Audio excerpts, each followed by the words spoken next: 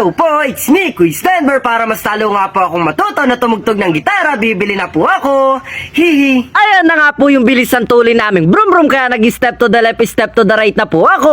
At eto na nga po, iwanan muna namin yung munti naming tahanan, papalisa naman po kami. Bye bye, brum babum boom, babum boom, brum. Makalipas po naming daanan ng ilang barangay, nandito na po kami sa Cabanatuan City, kaya habang naghahanap po kami ng paparada, nagtitingin-tingin na po kami ng pwedeng bilan ng gitara. Tapos nung nakahanap na po kami ng paparada, iniwan na po namin yung brum brum namin sa tabi ng gawaan ng sidecar dahil baka pagbalik po namin bago na. Biro lang po. Nagmamadali na nga po kami sa mga oras na to dahil makulimlim na naman, may posibilidad po na maabutan kami ng ulan. Shoutout po kay Kuis na nakakilala sa akin, ingat po kayo palagi. Nasa kulang 20 minutes na nga po na nag-iikot-ikot kami dito at naghahanap ng bilihan ng gitara. Buti na lang po may isang pwesto na kahit muntikan na naming malagpasan ay napansin pa din. Kaya agad na po naming pinuntahan ng mga kasama ko. At ang kasama ko nga po pala ngayon na bibili ng gitara, yung isa po sa pinsan ko na si Ate Marjorie, tapos po si Papa. Habang nagtitingin-tingin nga po kami sa bibilin kong gitara ay may napansin po ako. Dahil halos lahat po ng gamit sa sports na nilalaro ko ay meron po, lalo na yung bola ng takraw at chessboard. Kaya gusto ko din po sanang bilhin, kaso lang po isa-isa lang muna ang bibilin ko dahil hindi pa kaya ng budget. Wow, English yun na. Share ko nga po na hindi pa po sana ako bibili ng gitara dahil hindi pa naman po ako masyadong marunong tumugtog. Pero dahil nga po sa nakaraan kong video na tinuruan po akong tumugtog ng gitara ng mga pinsan ko na sa kasalukuyan po ay higit 1 million views na, kaya salamat po sa mga nakapanood. At dahil nga po sa video na yun, isang araw po may nag-message po sa akin na napanood daw po niya yung video ko na nanghiram lang kami ng gitara.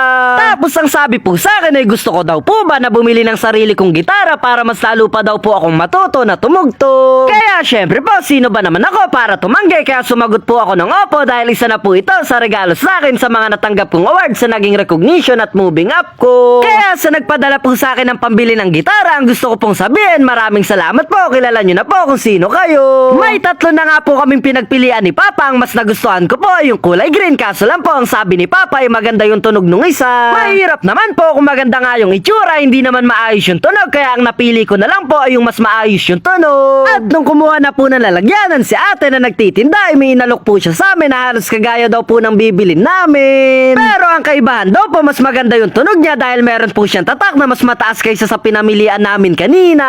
Kaya sinubukan din po ni Papa yung tunog at para mas malaman nga po kung ano yung mas maayos ay kinuha ko po yung napiling gitara kanina at binuhat ko po gamit yung malakas kong braso. May muscle yan. May libre nga po na pangkalabit sa gitara kaya pinapili na po ako ni ate, tapos bumili na din po ako ng ekstrang alambre. Ay mali, string pala yung tawag doon. Bandang huli po, ang napili din namin na mas maganda yung tunog ay yung huling gitara na pinakita sa amin at ang mahalaga ay importante. Ang importante may tatak. Naabutan na nga po kami ng ulan habang nasa bilihan kaya nagpatila po muna kami ng halos 10 minutes tapos nagpatuloy na po kami. Kaso lang po, bigla kaming huminto dito sa isang pwesto dahil bigla po ulit lumakas ng sobra yung ulan, kaya nakatayo lang po kami dito at nagantay ng 1.5 oras. Alas 4 pa lang po ng hapon, nakabili na kami ng gitara, pero ngayon po magpapatuloy ulit kami at sa mga oras po na to ay 5:40 na ng hapon. Medyo tumila na nga po yung ulan kaya sasalubungin na po namin, kaysa abutan pa po kami dito ng dilema at mukhang hindi pa po ito titigil. Kaya nung nakuha na po ni Papa yung bilisan tuloy naming brum brum, uuwi na po kami kahit mabagal yung biyahe. Dahil bawal nga pong mabasa yung gitara, todo protekta ako.